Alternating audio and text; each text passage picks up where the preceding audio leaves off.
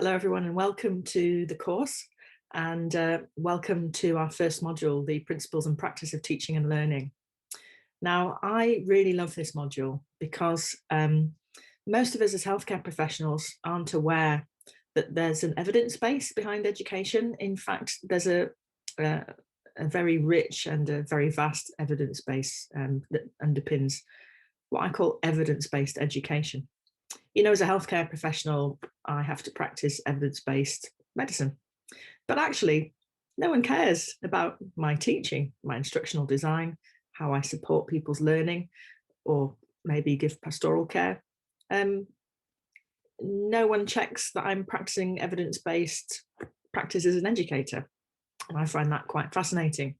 In this module, we're going to open our eyes really to what's out there. And we're going to start with the art and style of teaching, but we're going to look at instructional design.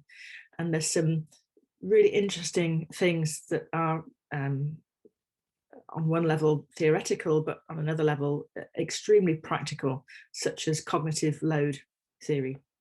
We're going to also talk about what makes great teaching. So what's the evidence behind that? And we're going to talk about a key concept in learning as well, so self-regulated learning, and that's something that I find most health professions educators aren't aware of, but it's absolutely key to success in learning. As well as that, we're going to discuss some myths as well as evidence around popular learning theories, which will be fun. And all this is in preparation for a micro teaching session, a lesson plan and micro teaching that you're going to do. And this is all part of our accreditation and your evidence, which you need to provide to get your fellowship of the Higher Education Academy by the end of the certificate year. Following from that, we're going to talk about